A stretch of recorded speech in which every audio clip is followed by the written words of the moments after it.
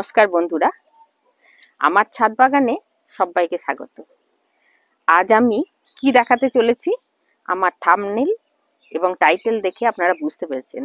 হ্যাঁ বন্ধুরা, আমি কেমন করে এই ছোট ছোট গাছে ফুল ফুটিয়েছি মাদার গাছ থেকে চারা করে, সেইটা সম্বন্ধে আপনাদের বলবো। এইটা মাদার গাছ আমার, এই যে এখানে রয়েছে এটা মাদার গাছ। এই মাদার গাছ থেকে আমি চারা করে কেমন ভাবে এই ফুলগুলো ফুটিয়েছি এবং এক একটা ছোট ছোট টবে অজস্র কুড়ি হয়েছে, সেটা আপনাদের বলবো। আপনারা সঙ্গে থাকুন বন্ধুরা। ওই মাদার গাছটা থেকে আমি ছোট ছোট করে ডাল কেটে নিয়ে, ওটা গত বছরে তৈরি করা ছিল, আমি এই ছোট ছোট পটগুলিতে ভেঙে পুঁতে দিয়েছিলাম। এই দেখুন কতগুলো দিয়েছি, ঠিক এইভাবে ডাল কেটে পুঁতে দিয়েছিলাম। ওই মাদার গাছটা কিন্তু আমার গতবারকার, ওকে বহু যত্নে ঠান্ডা জায়গায় রেখে 1 বছর ধরে রেখেছি, এবং সেই মাদার গাছ থেকে আমি দেখুন কতগুলো চারা করেছি। এটা না, এটা অন্য কালার।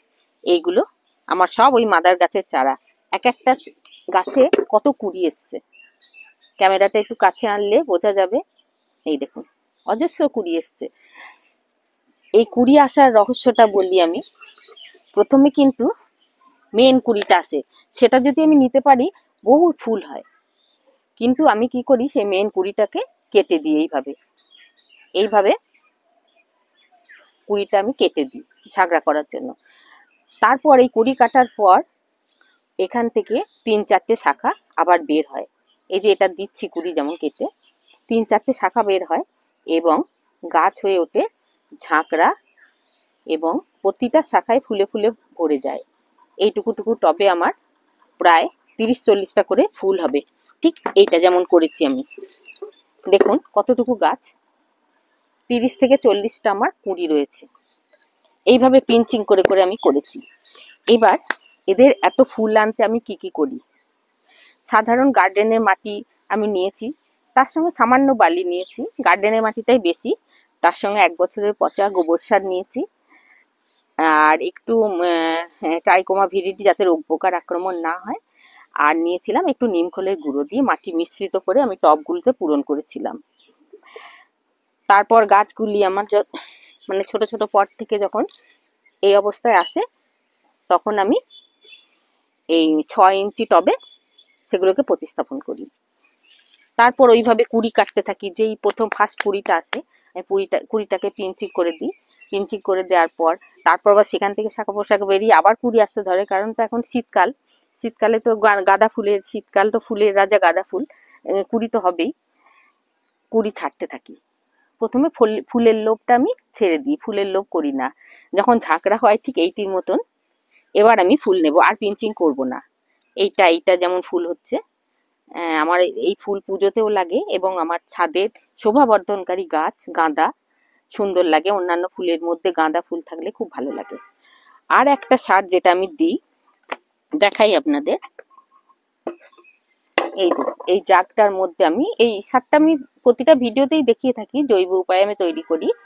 এর মধ্যে আছে 100 গ্রাম সর্ষে খোল, 5টা পাকা কলার খোসা, আর ম্যাগনেসিয়াম সালফেট যুক্ত এপসম সল্ট, এটা 10 গ্রাম মতন। 5-6 দিন ভিজিয়েছি, ঠিক এরকম কালারটা এসছে। এখন আমার ছাঁকা হয়নি। আমি কাল সকালে যখন রোদ্দুর উঠবে এটা ছেঁকে এর সঙ্গে 10 লিটার জল মিশ্রিত করব। পাতলা করে ছেঁকে 10 লিটার জল মিশ্রিত করে আমি এই গাছগুলোর গোড়ায় গোড়ায় দেব। আরো বড় বড় ফুল হবে, এমনিতে ফুল বড় হয়েছে, আরো বড় বড় ফুলে আমার গাছ ভরে যাবে। আর ওই মাদার গাছটা দেখুন, এই একটু আড়ালে চলে গেছে। এই মাদার গাছটায় আমার মানে শরৎকাল থেকে ফুল হচ্ছে, ওটা 1 বছরের পুরনো। ওর থেকেই চারা করে আমার এইগুলো তৈরি করা। আর ওদিকে আছে, আমি সবগুলো আনিনি। এই তরল লিকুইডটা আমি গাছের গোড়ায় দেব মাসে 2 দিন করে, তাহলেই আমার গাছ হয়ে উঠবে আরো প্রাণবন্ত, সতেজ, সবুজ। এইভাবে আমি পরিচর্যা করি। আর রোগ পোকার আক্রমণ তেমন নেই, আমি কোনো রোগ পোকার আক্রমণের জন্য দিই না। ওই যে নিমখোলের গুঁড়োটা মাঝে মাঝে মাটির সঙ্গে মিশিয়ে আমি প্রয়োগ করি, সেই জন্য আমি আজ পর্যন্ত কোনো কীটনাশক দিইনি। আর মাঝে মাঝে এই যে ফুল হয়ে যাওয়ার পর এই যে শুকনো পাতাগুলো, এইগুলোকে আমি পরিষ্কার করে দিই। মানুষের জীবনে যেমন নখ চুল কাটার প্রয়োজন হয়, গাছেরও একটু সেভ করার প্রয়োজন হয়। সেই জন্য আমি যখন অবসর সময়ে ছাদে কাপড় চোপড় তুলতে আসি, তখন এইগুলোকে পরিষ্কার করে দিই। এইগুলো তাহলে এগুলো, এই শুকনো ডালগুলো আমি যদি ছেটে দিই, এখান থেকে আবার শাখা প্রশাখা বেরিয়ে আমার দীর্ঘদিন একটা গাছে ফুল দেবে। বন্ধুরা, এইভাবে আমি এইভাবে গাঁদা গাছের পরিচর্যা করি। ভিডিওটা কেমন লাগলো আমাকে একটু জানাবেন, আর লাইক কমেন্ট শেয়ার করে আমার পাশে থাকবেন। আর যারা নতুন আমার ভিডিওটা দেখছেন, তারা আমার চ্যানেলটাকে সাবস্ক্রাইব করে দেবেন। এতক্ষণ আমার সঙ্গে থাকার জন্য অনেক অনেক ধন্যবাদ।